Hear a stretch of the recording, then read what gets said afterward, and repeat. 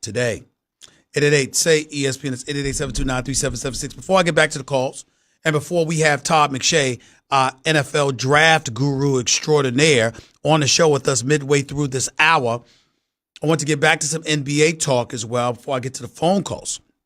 And I want to start it off by talking about Brian Windhorst, our NBA analyst and insider for ESPN, wrote a very, very interesting column today. It's on the page of ESPN.com. He's a senior writer for ESPN, and he wrote an article, and it says Windhorst, as in Brian Windhorst, he said Windhorst's handbook for coaching LeBron James. Obviously, with the year that the Los Angeles Lakers have had, 37-45, leading to Magic Johnson walking away from the job abruptly, leading to Luke Walton ultimately departing, whether he was pushed out the door or just decided to leave himself to take the Sacramento Kings job before he had an opportunity to pass gas. I mean, the man did have the job before he was out of the building, for crying out loud. And that's literally speaking. You do have a situation in Los Angeles right now where you're looking for a coach. And in my opinion, let me be very, very clear. I am not advocating that Rob Pelinka be fired. I want to make sure, because I think sometimes people can misconstrue these things. Under no circumstances am I advocating for Rob Pelinka to be fired. What I am saying, however, is there is no way in hell he should be running basketball operations for the Lakers franchise. Rob Pelinka should not choose the next coach for the Los Angeles Lakers. That should be Jeannie Buss. Jeannie Buss or some search committee that she formulates, whatever the case may be. It shouldn't be a guy who was an agent throughout his career, who's believed to be relevant simply due to the presence of Kobe Bryant in his life, because he's the man that represented Kobe Bryant for years and Kobe Bryant swears by him. He should not be the individual making the decision as to who the next head coach for the Los Angeles Lakers is, particularly when Magic Johnson just walked away from the job abruptly, I might add, before the final game of the damn regular season, because he was tired of people chirping and talking behind his back, and everybody and their mother believes that person was Rob Pelinka. Or believes that Magic believes that person was Rob Pelinka. That cannot be the person making the decision as to who the next head coach for the Los Angeles Lakers should be. You got a whole bunch of quality GMs out there. You got Bob Myers out there. David Griffin already took the GM job in New Orleans. Masai Ujiri in Toronto. You never know. He might come to L.A. You got options. Hell, I'm going to say this. Why not call my man Chauncey Billups? Why not call my man Chauncey Billups? I mean, since we bringing in people for the first time, Chauncey Billups knows talent, I can tell you that much. He could tell you who could and who didn't play. He could have told you that a bunch of playmakers wasn't going to vibe with LeBron James. He could have told you that. He could have told you don't lose Julius Randle because you don't have $9 million. He could have told you there's no way in hell you hold on to Brandon Ingram just to and avoid getting Paul George. He could do that. Or you go to route of Joe Dumars, who hasn't had a job in the NBA in years, who guided the Detroit Pistons to 6 consecutive Eastern Conference Finals appearances and back-to-back appearances in the NBA Finals. You could do that. If Troy Weaver, the assistant to Sam Presti in Oklahoma City, doesn't get the Washington Wizards job, and I believe he will if he hasn't already, if I remember correctly, the bottom line is call him.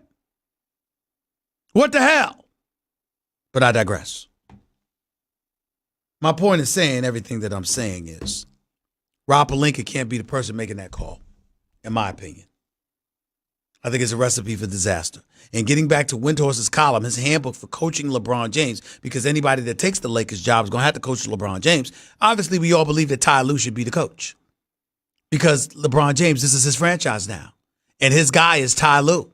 And Ty Lue, say what you want about him, ladies and gentlemen, about him having LeBron James. Phil Jackson doesn't get credit taken away from him because he had Jordan and Scottie Pippen. He doesn't have credit taken away from him because he had Kobe and Shaq.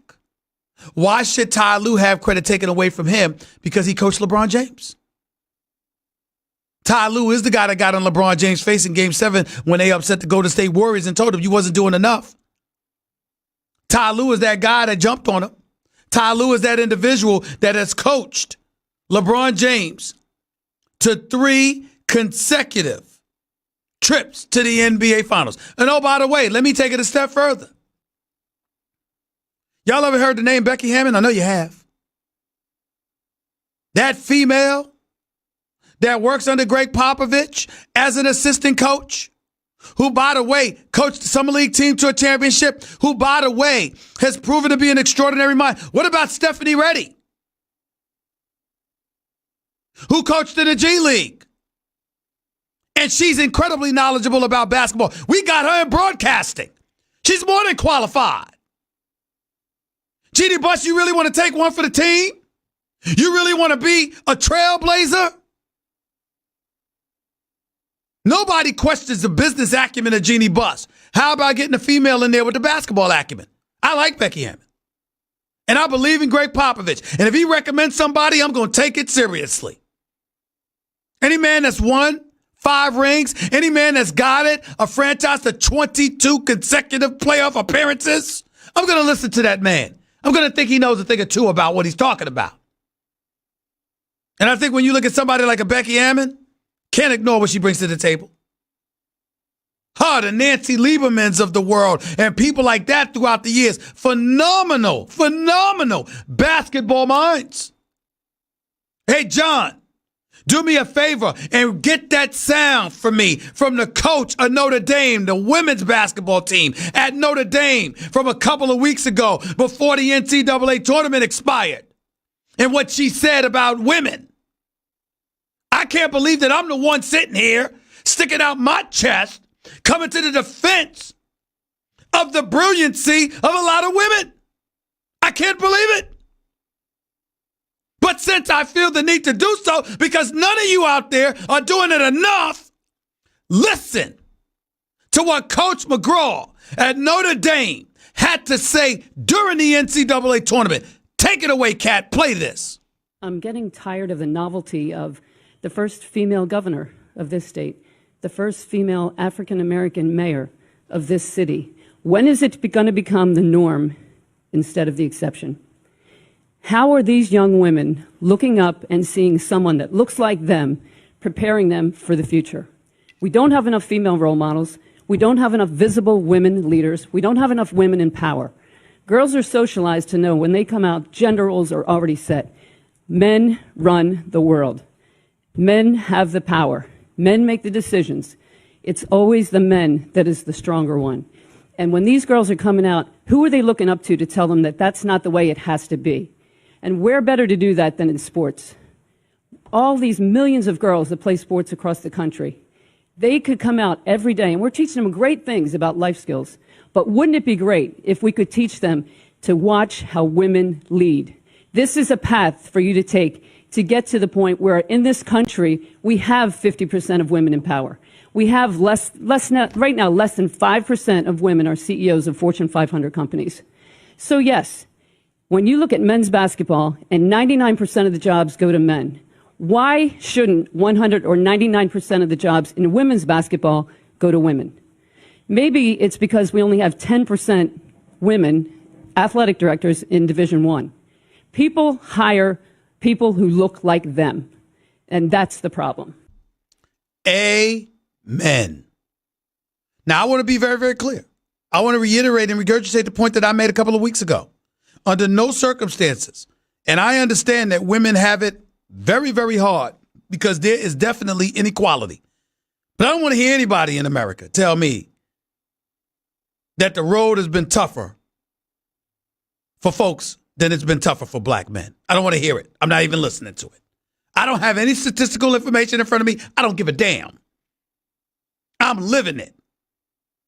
Every black person I know is living it. The fragmentation of the black family, one could argue, could be attributed to the lack of opportunities according to black men. Because if you're a man and you're going home and there's a struggle in taking care of your family, it can lead to fragmentation. So I'm never going to sit up there and tell you that anybody has been ostracized more than black men. You have folks in the black community. And again, I don't have any statistical information in front of me, but you have folks in the black community who talk about how, when you talk about affirmative action, the biggest beneficiary of affirmative action has been white women because they were labeled a minority. You have people that actually say that. But I'm not trying to get into that point because here's my issue. McGraw is absolutely right. Women have been marginalized. They have not been treated with the respect and the deference they deserve.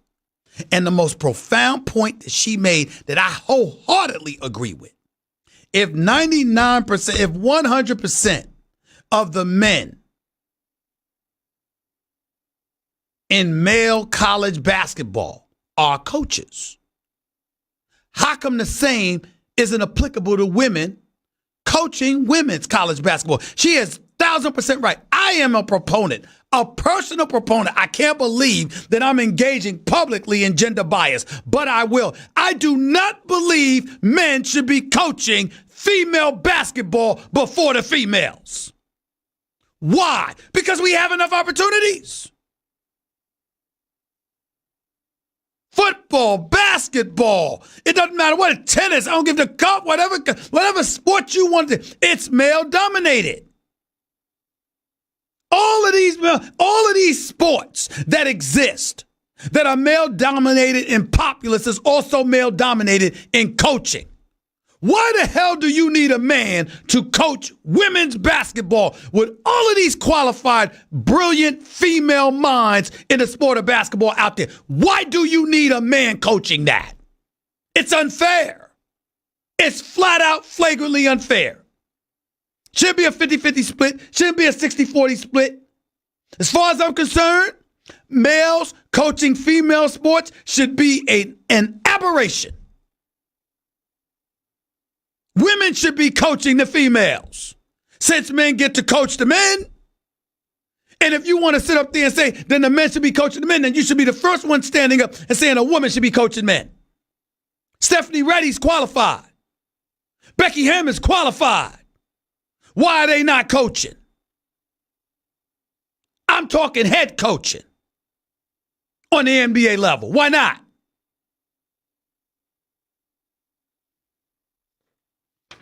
I watched Becky Hammon in action. I think she's a head coach in the making. And I'm not going to lie to you. It wouldn't bother me to see a female executive, Jeannie Buss, making basketball decisions. Why not try it? Ain't a damn thing else worked for you over the last 6 years. Might as well try. But getting back to Brian Windhorst's column, he highlighted the 5 things. When it comes to coaching LeBron James, here's what you got to do. He talked about all of these things. It's his handbook. Talked about coming in with a game plan. His first thing was understand the art of influence without ownership. Because you got to be able to influence LeBron James, even if you're not an owner. Have his respect when you walk in the room, because if you don't have it, you ain't going to get it. Even though Miami Heat coach Eric Spoelstra earned it, but it took him years to earn that respect. Have a game plan. Hold LeBron accountable and be ready for him to push back, which Tyronn Lue can speak about better than anybody. And this is the biggest one for me. Be ready for passive-aggressive behavior. LeBron is just as effective with what he doesn't say than what he does say. LeBron is not the kind, no matter what you see on the shop while he's hanging out with the fellas, LeBron ain't the kind of person to get in people's face and want confrontation. That's not who he is. That's not how he rolls. But he's got his folks out there that'll do it for him.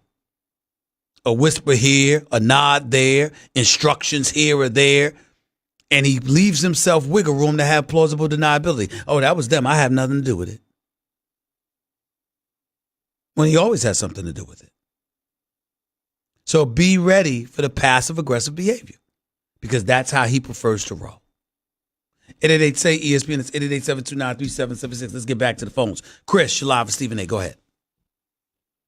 Hey, I want to start by saying, first of all, good afternoon, Stephen A. Good afternoon. Go ahead. And second of all, man, I just would like to just thank you, man, because today you've been on fire talking about all the issues with the Lakers, and it should be more women in coaching. I totally 100% agree with that. Now, I do want to say I agree with you 100% about Tyronn Lue being the next Lakers coach. He would most definitely fit in, man. He would most definitely fit in. That's pretty much all I had to say. I don't think it could be you're denied. doing a great job, specifically today. I really appreciate that. I hope Kobe, Jenny Buss, all the executives are listening to you today about those Lakers. Thank you, man. Appreciate the call. Andrew, you're live with Stephen A. Talk to me. Andrew.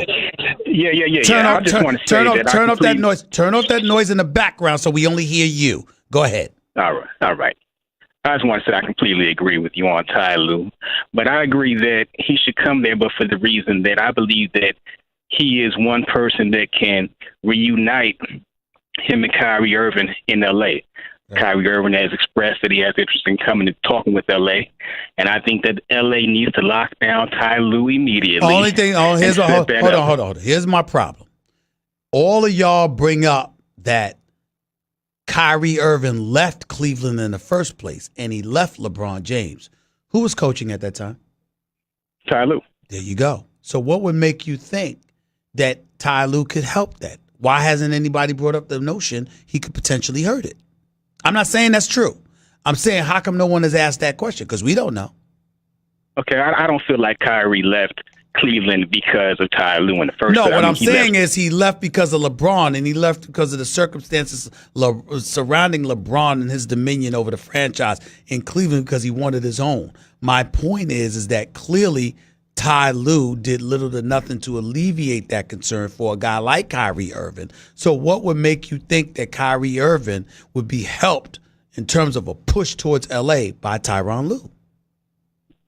Well, because he could sit them down and say, look, we've done this before. We've been down this road before. We've done some things that have been wrong. Okay. We've done some things that have been right. But we can rectify the situation. We can do it much better. We have the potential to bring you to L.A., team you back up with LeBron. Also, in the future, we can also get AD in the building as well. You telling me if AD was potentially come to L.A., that Kyrie, his ears wouldn't perk up and say, wait a minute, this sounds like a championship team to me. Got you. Appreciate the call, man. Thank you. Jose, you're live with Stephen A. Real quick. Go ahead, Jose. Hey, what's going on, Stephen A? How you doing? Hey, check this out, man. What I think about the Lakers job, Ty Lue and Chauncey Billups, I think that's a good choice.